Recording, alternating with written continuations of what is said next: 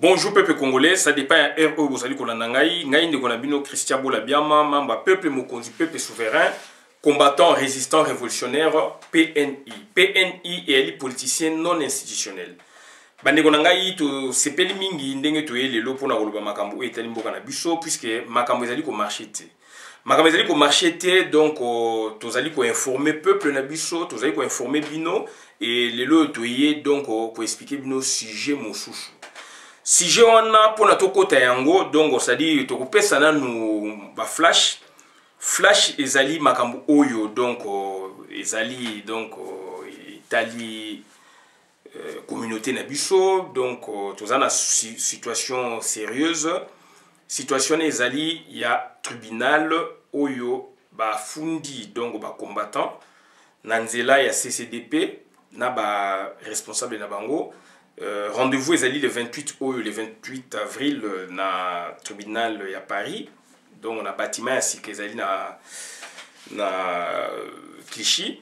Yango na to senga na batu na ba congolais na peuple nyonso tout, donc oyo ayebi ke alingi changement, il faut ayawana pona to lakisa na batu ke nous sommes unis, to lakisa na batu ke combat ezali, donc combat mutu ezali ko sala masolo, to lakisa na batu ke nous sommes une belle et une grande opposition congolaise. Oyo baza na Congo kuna mingi, pour la plupart des cas sont des aventuriers, sont des bateaux bazali na kati ya major. Bande konangai toye koloba mingi, donc lelo yo makambo itali Lamuka. Lamuka ezali plateforme oyo ezali ki ya élection. Ba transposa ki yango ekomi plateforme donc politique, boye biango depuis 2019, 2018 par là. Et depuis 2019, c'est l'élection en 2018, donc réunion à Soukayaki na Brune Lalleux, tozala kuna, et topé ça ba observation na biso na télévision monene ya diaspora, donc micro du pasteur Bobo, micro du pasteur donc MPB, so bo beti na date wana bokomona to intervenaki. Et lelo yo Lamuka donc boyebi suite nango. Bande konanga, s'il vous plaît, toza koloba yango, puisque Lamuka na ba politicien Lamuka baza ils font partie à institution politique ya mboka. Toye kolobe la clanté, toye kolobe la tribité, toye kolobe la ethnicité, toye kolobe la parti politique te. To koloba Lamuka, donc il fallait baza ba parti politique na bango. Et ba parti politique d'ailleurs, baza ko se la makama mboka, toza la droit ya koloba yango. Donc, ceux qui sont fanatiques, ceux qui sont donc membres adhérents et que vous avez comprendre, porter à notion en athée, ils allaient mawayato. Batouana ba politiciens, baza côté les ma na Congo ya peuple parce que nous sommes un pays, parce que donc nous avons un gouvernement et en face à gouvernement il y a toujours une opposition et opposition tous en Congo, ils allaient opposition d'accompagnement. Et opposition donc zong simbo kasima yango na moni biso toza ko loba lelo yo, et aujourd'hui to landi donc na ba itandeke ba mikana ndenge tamboli par-ci par-là, parce que Lamuka bazalaki na système à présidium de bazo tourner chaque 6 mois, et à un moment na fonctionnement na bango ba musu ba tikaki ba kei. Et na dernier moment, sur ba tikaki ba kei. Et au bisoto yebi, il y avait que 2 personnes ba tikaki na Lamuka. Donc président Adolphe Muzitu na président Martin Fayulu. Et après donc ba mususu bemba ba kei kolanda union sacrée, Moïse Katumbi ba kei kolanda union sacrée, puisque 2 autres ou 3 autres c'est déjà ba longaki bien avant. Et aujourd'hui to moni que donc ba lettres za ko circuler na net. À moins que les lettres wana donc beaucoup contesté yango, mais les lettres ça ko circuler na net. Tout moni pe na ba mikoloto donc ba signature tiami na kati, tout moni pe ba encouragement et outil na ngambu ya Jean-Pierre Bemba azali ko encourager donc au président ya présidium aujourd'hui c'est Moïse Katumbi. Ngaza muta Moïse Katumbi te. Ngaza muta Jean-Pierre Bemba te.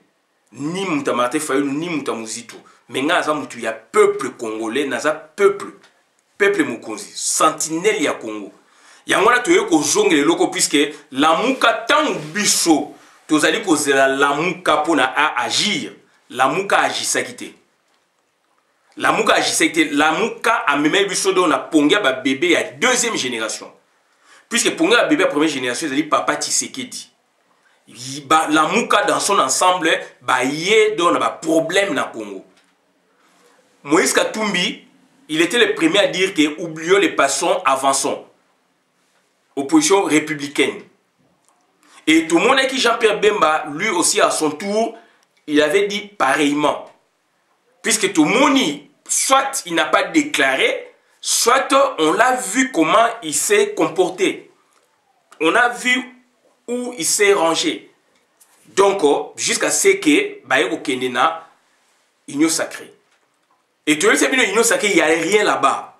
Et aujourd'hui, tout le monde, Bamikanda et Leki est circulé. Tout le temps, Bino Bamikanda est circulé. Donc, Bandekonanga, c'est très important. Donc, Mukanda, Oyo Bosonga na receva qui est ali yango. Communiqué numéro 001/2021. Yango. Signé Moïse Katumbi Chapwe, coordonnateur. Fait à Lubumbashi le 10 avril 2021. Yango. Voilà. Donc, communiqué Liboso Tokotang rapidement. Le coordonnateur en exercice de la plateforme Lamuka informe l'opinion nationale et internationale qu'en exécution de la décision numéro 001/presse.lamuka/10/2020 du 5 octobre 2020 modifiant la convention du 27 avril 2019 portant création de la plateforme politique Lamuka, spécialement en son article 6. En son article 6, alinéa 4 et 5, qui stipule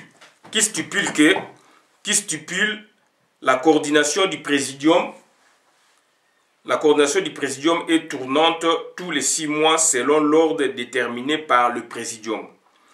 À la fin du mandat du coordonnateur en exercice, la passation des pouvoirs est automatique. Elle n'est pas sujette à une cérémonie officielle. Et conformément au calendrier des rotations pour la coordination tournante fixé par le communiqué final du présidium de la Mouka, le 11 octobre 2020, M. Moïse Katumbi exerce la coordination de la plateforme à partir de ce samedi 10 avril 2021. Fait à Lubumbashi le 10 avril 2021, Moïse Katumbi Chapwe, coordonnateur. Il a signé. Donc, ça dit que Ngai et Nikolobani. Et Nikolobake, c'est référé maintenant, donc on a juridique, na texte, où ils ont dit qu'on régit l'association à Bangouana, la Mouka. Voilà. Mais, à un moment, peuple monaki bangote. Et d'ailleurs, ce n'est pas notre problème. Surtout quand on a pour la kisana batu, c'est là où tu as cheminé, tu as kisana batu ke batu oyo, bazali ko ça l'aventure na mboka. Soki bisote, binote, binokunate, bisonyosote, to se réveiller, to lobela ki bango te en face, to moto mona clarté. Et aujourd'hui, to moni clair, baya ko bebi sa vision ya peuple congolais. Baya ko bebi sa vision ya diaspora te. Baya ko bebi sa vision ya Congo te. Ce sont des gens donc bazali donc bazali ko lia na ba gamel nyoso. Deuxième lettre on a recevoir la journée à l'élo donc ezali nini tokotangela bino yango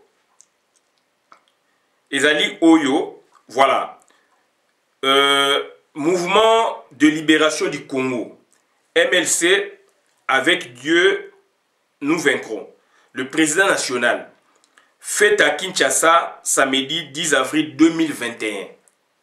Message de félicitations au coordonnateur en exercice de la Mouka, M. Moïse Katumbi. Monsieur le coordonnateur, à l'occasion de la prise effective ce 10 avril 2021 de la coordination tournante de la Mouka, en exécution de la décision numéro 001/présidium presse.lamouka/10/2020 et suivant le calendrier rotatif de la coordination tournante de la Mouka, je vous présente au nom du mouvement de libération du Congo et aux miens propres mes vives félicitations. Je vous exhorte à poursuivre la mission que nous nous sommes assignés avec votre détermination et clairvoyance habituelle. Je puis vous assurer de mon entier accompagnement. Je ne doute pas un seul instant que votre mandat sera consacré à la poursuite des actions dans l'intérêt du peuple congolais. Là, tout doit tourner, mais il faut jouer dans sens boy. Donc, votre mandat, la dernière phrase, ça peut prêter à confusion.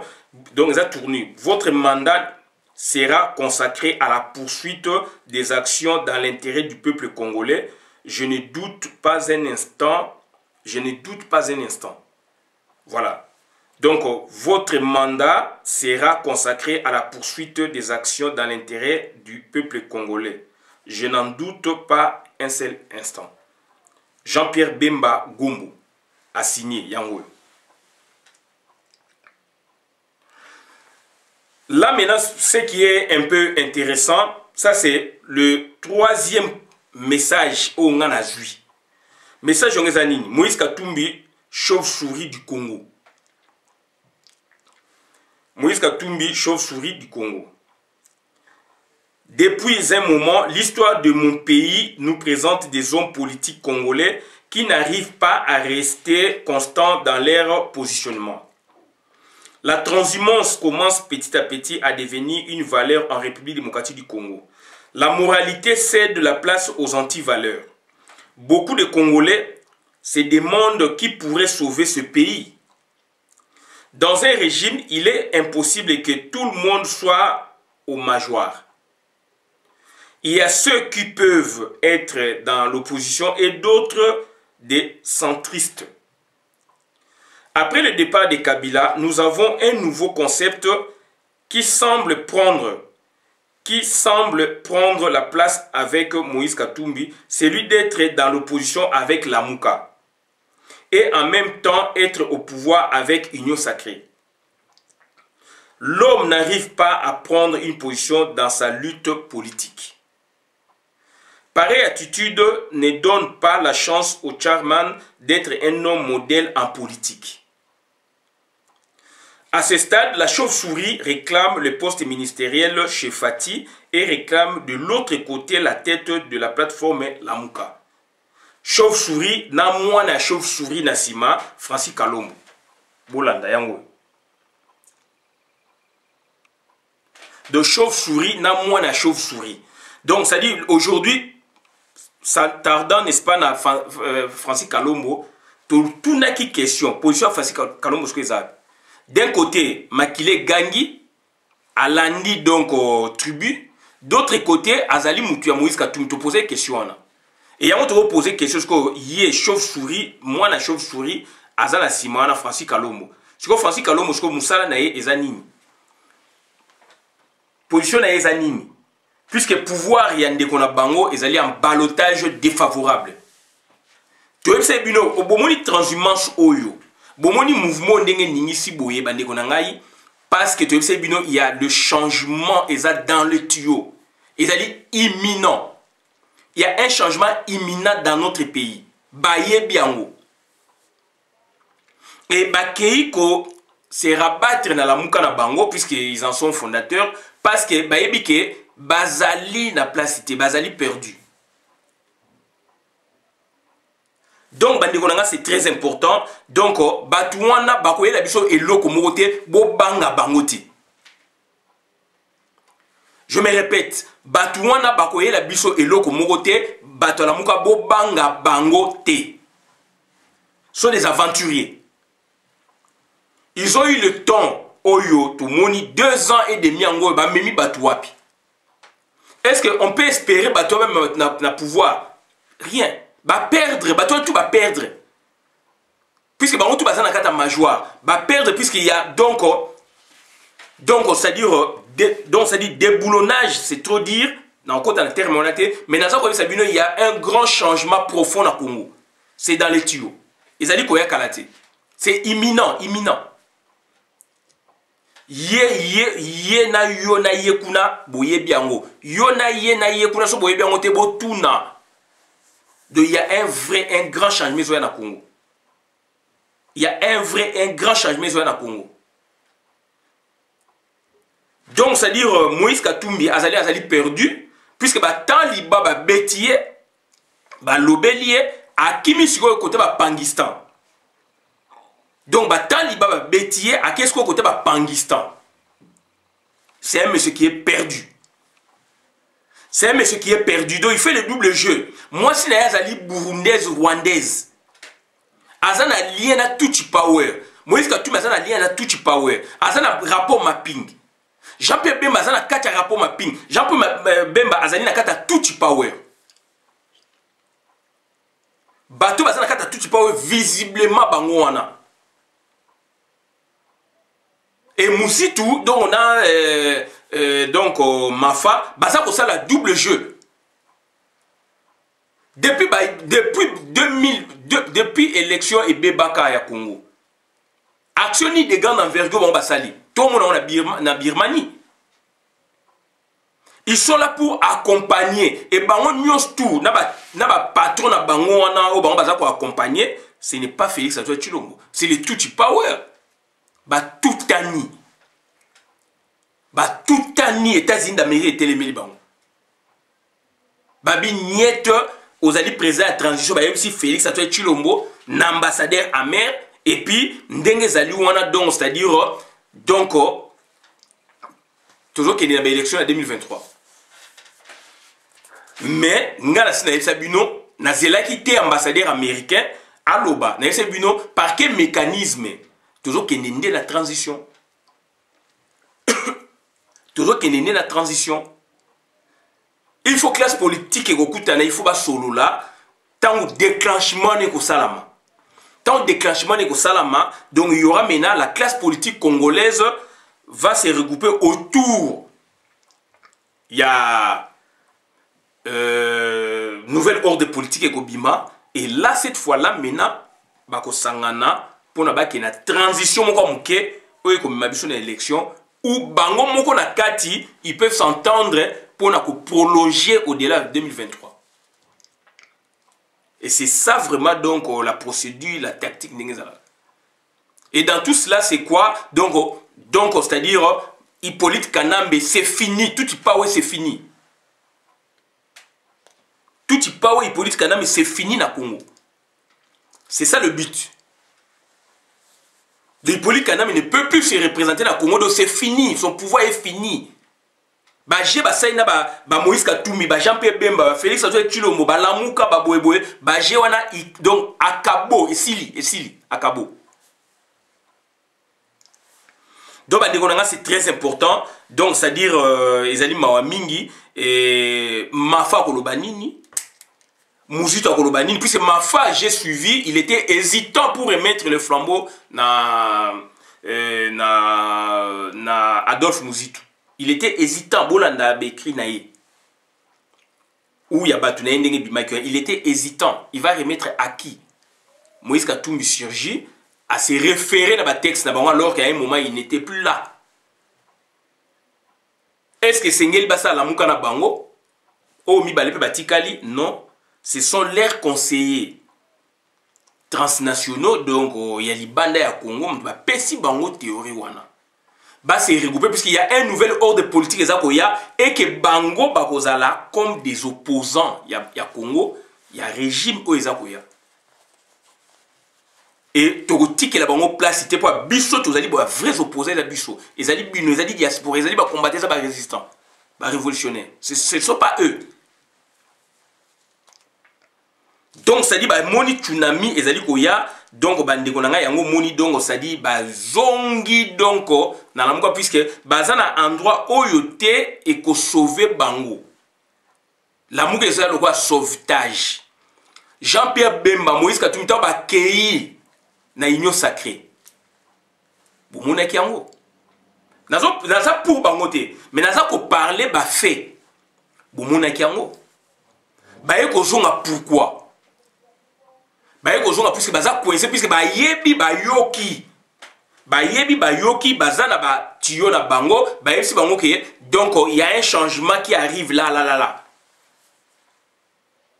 D'où et maintenant donc basani ni ba replier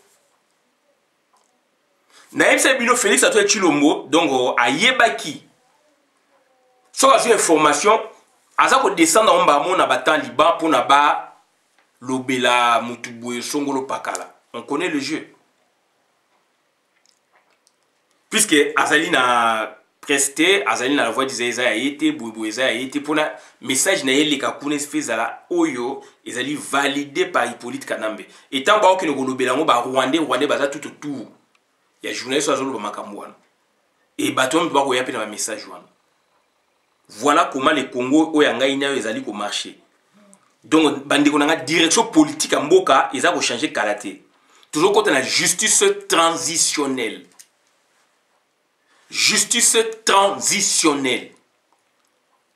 Jean-Pierre Bemba zana kata rapport mapping. Moïse Katumbi zana kata rapport mapping. Bato ba bomi Congo. Bazali belé 67 na Congo.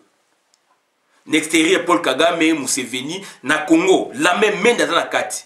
Vital Kamerhe zana kati. Hippolyte Kanambe zana kati. Bazali belé. Thomas Louaka zana kati. Kinke Moulumba zana kati. Molongo Mozali Molai. Kamitatu, mwana Kamitatu, Olivier Kamitatu, Azana Kati. Rapport mapping. Bato ba osaba 30 ans de prison, 20 ans de prison. Et baza so de koulouna en cravate, baza ko distraire peuple congolais. Bakende Bomabe, bazo Mabomabe sans idéologie politique. Voilà, donc autant que la bino oyo, c'est très important. Depuis un moment, l'histoire de mon pays, l'histoire de mon pays nous présente des hommes politiques congolais qui n'arrivent pas à rester constants dans leur positionnement. La transhumance commence petit à petit à devenir une valeur en République démocratique du Congo. Mafioso Moutaï dans Moïse Katumbi. Moïse Katumbi est battu donc vrai comme il faut, faux comme il vrai. Bah DPC j'ai camine Moïse Katumbi. Une valeur de République démocratique du Congo. La moralité cède la place aux anti-valeurs. Ce sont des anti-valeurs. Beaucoup de Congolais se demandent qui pourrait sauver ce pays. Dans un régime, il est impossible que tout le monde soit au major. Il y a ceux qui peuvent être dans l'opposition et d'autres des centristes. Après le départ de Kabila, nous avons un nouveau concept qui semble prendre la place avec Moïse Katumbi. Celui d'être dans l'opposition avec la Mouka et en même temps être au pouvoir avec Union Sacrée. Voilà. C'est la même politique où Félix Antoine Tshilombo Azanango. Azan a pouvoir, Azan opposition. Et Moïse Katumbi aujourd'hui, donc, c'est-à-dire Azan a pouvoir, Azan a opposition, mais Azali n'a pouvoir. Bizalel na bango moko ezali ko bima, ezali ko trahir ezanga ité. Congo oyo to inaki lobby ba konzo bazalaki wana, voilà reproduction oyo esami leo na Congo. Na ba acteur politique, comportement na bango. C'est une grande lecture. Oyo esengeli tout ça. Donc bandeko na ngai, donc qu'est-ce qu'ils vont proposer au peuple congolais? Alors que tu commis donc tu commis dans l'ikama. Donc, c'est-à-dire États-Unis et Zumakambo amènent à Congo. États-Unis et Zumakambo amènent à Congo. Et il y a pour libérer le peuple congolais, puisque le peuple congolais a boyi occupation. Le peuple congolais a bundi à gangi. Bango va comprendre, bah ça peut étudier le terrain, va comprendre, bah tous ceux des aventuriers. Bah toi place la boloko, cimetière, exil. Exil coûte place à boulot qu'on a cimetière. Donc, qu'est-ce qu'ils vont nous proposer? Le 2 là, qui rejoignent la Mouka, ou les 4 dans son ensemble. Qu'est-ce qu'ils vont nous proposer? Rien. Théâtre, la théâtre. Qu'est-ce qu'ils vont... Bah, on convainc Ngaïté. Puisque, tu as vu, bango, tu moni, bango, ndenge, ba, œuvrer. Donc, Bazali, bah, tu vas avoir ça, l'accompagnement. Là, maintenant, tout le monde va parler de ça. yango toza ko prévenir bino bobanga bango te bakosala eloko moko te, de sont des accompagnateurs. Et chauve-souris à moi, Francis Kalombo, il est là derrière Moïse Katumbi. Francis Kalombo. Politicien au XXIe siècle dans le Congo. Francis Kalombo. Il y a un désordre dans Mboka. Donc ça dit Azali, donc ya Muta Katumbi, Azali Mutu ya Lamuka, lobi ba finganaki, lobi ba koyiko se réconcilier, Azali Mutu ya tribu, Azali Mutu donc voilà. Lobby, il y aura des débats phare à phare. On va vous éclabousser un à un. Débat phare à phare. Vous jouez avec le pays. Vous jouez avec les pays. Donc voilà, bandeko na ngai makambo na eka ko yebisa bino ngwana. Tsunami ezali koya, yango moni bato ba okima wa kebo mouvement na basali puisque donc mboka nouvelle ordre politique ezali koya, c'est imminent. Tolingi Hippolyte Kanambe na ba Rwandais na ba sodo ya tche partout na Congo. Ba déranger ambassadeur américain, ba ko raser famille na Mobimba. Et Rwanda na yeda Tanzanie et qu'on a la rayé na carte. Et moi je suis d'accord na action américaine na Congo. Ndenge dongo ambassadeur ça, moi je suis d'accord. Et je m'y attendais. Nouvelle ordre politique ezali koya, c'est dans les tuyaux, c'est imminent. Ya omoni batona bakomi ko kimawa kebo. Voilà, bandeko na ngama kamneka ko sabina ngwana na shuki awa bola na vidéo madame la compte communauté ngai Christian Bola bien mamba peuple mokozi peuple souverain combattant résistant révolutionnaire PNI et les politiciens non institutionnels. Bandeko na ngai voilà message to yeli bino lelo bola na ngo vraiment donc na bokebi penza et message à shuki ezali donc CCDP ba fundi yango. Et bisonyo surtout au Kenya puisque ce qui va fonder mutumoko association moko va fonder ba congolais puisque association nyon soza ko joie ba initiative ya ba marche ya ba boye c'est pour tous les congolais, c'est pour la diaspora.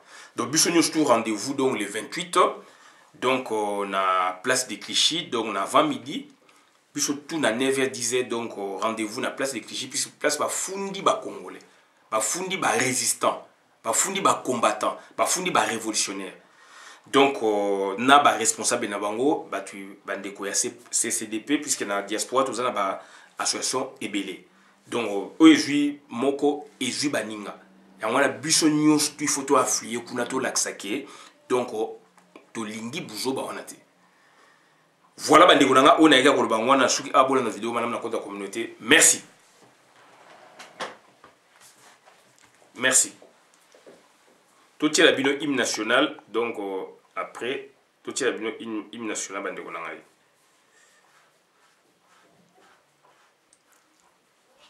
Tout est la bino hymne national, donc comme ça, on se sépare là, et ça, la bicho elenki.